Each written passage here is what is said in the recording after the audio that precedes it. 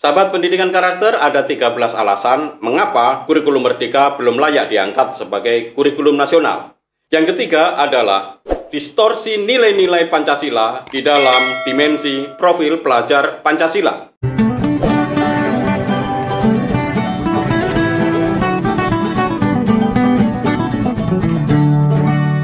Tanya Pak Doni saja.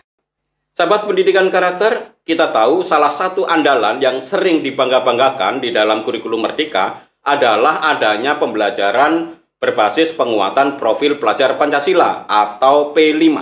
Sehingga pembelajaran P5 ini menjadi bagian yang sangat penting di dalam kurikulum Merdeka. Dan karena itu ada alokasi waktu khusus 20% sampai 30% diambil dari pembelajaran intrakurikuler untuk melaksanakan pembelajaran P5 ini. Tetapi yang menjadi persoalan adalah bahwa dimensi-dimensi di dalam profil pelajar Pancasila itu justru tidak secara langsung mencerminkan sila-sila di dalam Pancasila.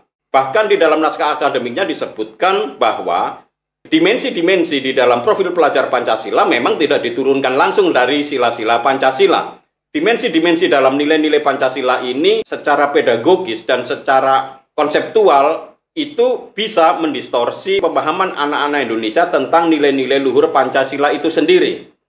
Sebagai contoh misalkan, Pancasila memiliki 5 sila, tetapi di dalam profil pelajar Pancasila ada 6 dimensi. Katakanlah dimensi dan nilai-nilai Pancasila itu sesuatu yang berbeda, tetapi proses pembelajaran yang seperti ini dalam jangka panjang akan mendistorsi konsepsi anak-anak Indonesia itu sendiri tentang apa itu nilai-nilai luhur Pancasila. Yang ada 5 itu. Bahkan di dalam konsep penerjemahan profil pelajar Pancasila melalui dimensi-dimensi ini saya melihat ada semacam kekeliruan di dalam menafsirkan dan meletakkan hal-hal yang fundamental dalam sila-sila Pancasila itu melalui dimensi profil pelajar Pancasila. Kalau kita melihat dimensi dalam profil pelajar Pancasila, tentu kita tidak akan langsung bisa melihat di mana nilai cinta tanah air, nasionalisme, karena memang tidak secara eksplisit langsung disebutkan di sana. Padahal ini hal yang paling fundamental dan penting di dalam proses pendidikan. Anak-anak Indonesia harus tanamkan nilai-nilai nasionalisme, cinta bangsa, dan koneksi kesadaran anak-anak ini terhadap nilai-nilai di dalam sila-sila Pancasila seharusnya terkoneksi secara langsung. Tetapi yang ada di dalam dimensi profil pelajar Pancasila, nilai-nilai ini tersembunyi di dalam satu dimensi, yaitu iman, takwa, dan akhlak mulia. Tentu ini sebuah pendekatan yang menurut saya menyesatkan, karena nilai-nilai luhur Pancasila yang terkait dengan persatuan Indonesia, nasionalisme, ini sebenarnya menjadi nilai-nilai yang prioritas. Di dalam persatuan Indonesia ini justru iman, takwa, dan akhlak mulia itu dihargai. Perbedaan-perbedaan ini sungguh-sungguh menghargai keimanan dan ketakwaan anak-anak Indonesia, tidak sebaliknya. Ini dimasukkan di dalam bagian iman, takwa, dan akhlak mulia. Saya rasa proses pendekatan yang seperti ini dalam jangka panjang itu akan mendistorsi nilai-nilai Pancasila di dalam proses pembelajaran yang disebut dengan pembelajaran P5 atau pembelajaran proyek penguatan profil pelajar Pancasila. Selain ada kekeliruan dalam memahami nilai persatuan Indonesia yang menjadi dasar rasa cita bangsa dan nasionalisme, saya melihat di dalam dimensi profil pelajar Pancasila itu sebenarnya yang ada di sana bukan ekspresi atau pemahaman tentang nilai-nilai luhur yang harusnya diperjuangkan di dalam diri anak-anak Indonesia. Karena beberapa dimensi di dalam profil itu sebenarnya bukan nilai-nilai atau keutamaan yang memang pantas dan berharga untuk diperjuangkan sebagai seorang manusia Indonesia.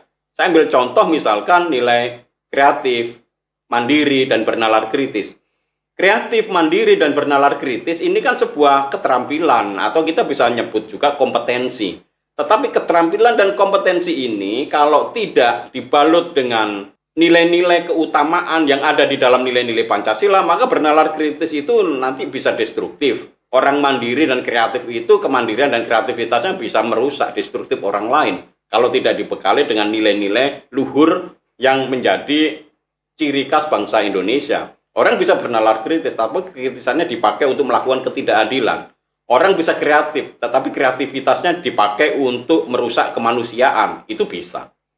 Jadi, dimensi-dimensi di dalam profil pelajar Pancasila semestinya secara pedagogis dan metodologis itu diselaraskan dengan apa yang ada di dalam konsep sila Pancasila itu sendiri. Dan ini tentu akan membantu seandainya itu direvisi dan diperbaiki. Ironisnya sampai sekarang dimensi-dimensi di dalam profil pelajar Pancasila tetap seperti itu, dan karena adanya defisit di dalam pemahaman nilai-nilai Pancasila bahkan berpotensi mendistorsi anak-anak Indonesia dalam memahami lebih dalam tentang nilai-nilai Pancasila, maka saya melihat kurikulum Merdeka ini memang belum layak untuk diangkat sebagai kurikulum nasional. Sebaiknya hal-hal fundamental terkait dengan nilai-nilai Pancasila ini direvisi, diperbaiki, sehingga anak-anak Indonesia itu bisa belajar nilai-nilai luhur Pancasila itu secara langsung dan tidak terdistorsi dengan berbagai macam imajinasi dan konsep-konsep yang justru malah membuat anak-anak jauh dari pemahaman yang baik terhadap nilai-nilai luhur Pancasila itu sendiri. Jadi, defisit kurikulum Merdeka di dalam memahami makna terdalam nilai-nilai luhur Pancasila di dalam penjelasan dimensi profil pelajar Pancasila yang bahkan berpotensi untuk mendistorsi pemahaman anak-anak terhadap nilai-nilai Pancasila, tentu ini harus segera dikoreksi. Alasan inilah yang membuat kurikulum Merdeka belum layak diangkat sebagai kurikulum nasional.